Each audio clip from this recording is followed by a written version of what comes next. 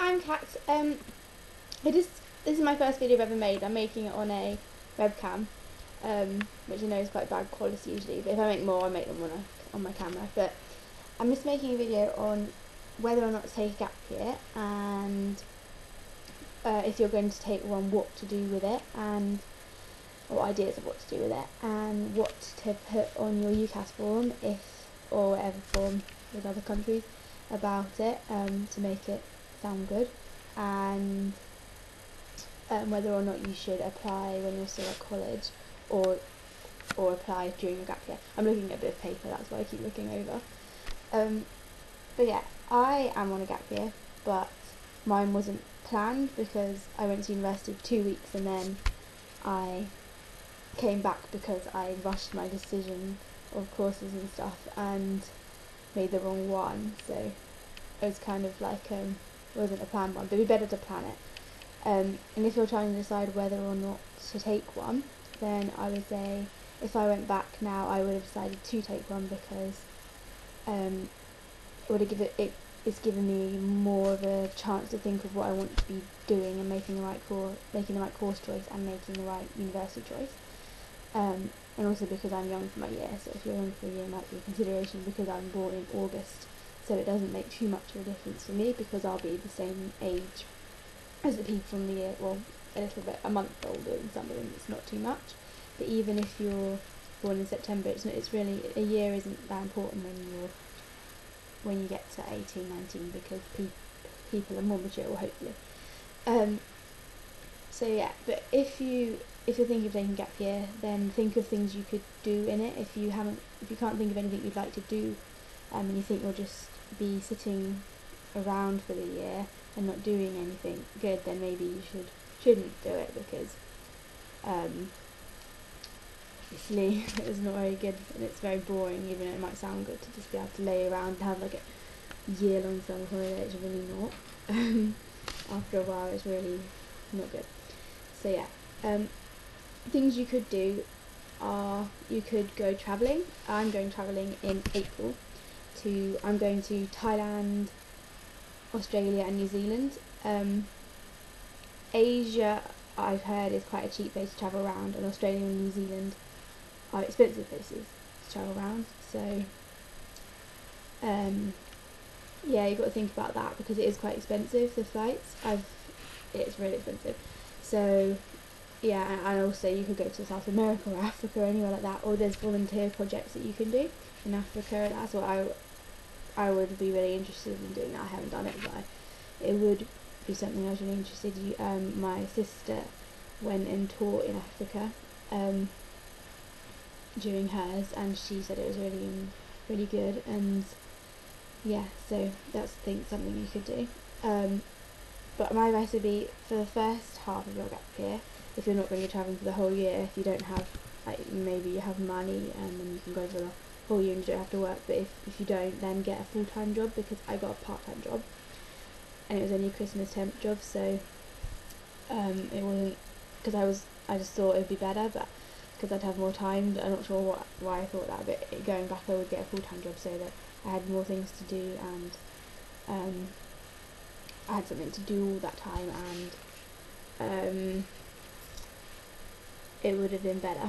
So yeah, I would have gotten a lot more money. I could have raised a lot of money. I also volunteered. That's why I didn't get a full-time job, because I thought I was going to be doing volunteering, but it was only once a week anyway, so I could have got a full-time job. I did it at a mental health charity because I'm interested in going into something in mental health when I'm older, so I did it at Mind. I just went in and talked to the people and went on walks with them and stuff, so you can do that. It's something you're interested in. There's loads of them. There's volunteer centres everywhere. In terms of travelling, a good travel advice for young people is STA, and just type it into Google, and it's really good, and it gets good deals and gives you really loads of advice. And there's branches in most UK towns, or there will be one near you, or you can call them, and they're really, really good, and we're going to book our trips and stuff through them. So yeah, that's the main things on that. And then or you could take a gap year out to do a course and something you're interested in, or you could have an apprenticeship. Someone I know is doing an apprenticeship year, so they're getting paid and trained at the same time, and then if they've still got a university place, but if they decide that they prefer the apprenticeship, then they're going to do that as their job. So that's quite a good idea, because obviously you're getting paid and trained at the same time, so you can consider that. Or I don't know if this really counts as a gap year, but a foundation course. I guess it's not really a gap year, but you could consider doing that. I know art people do that. How to write on your application form for UCAS about your gap year.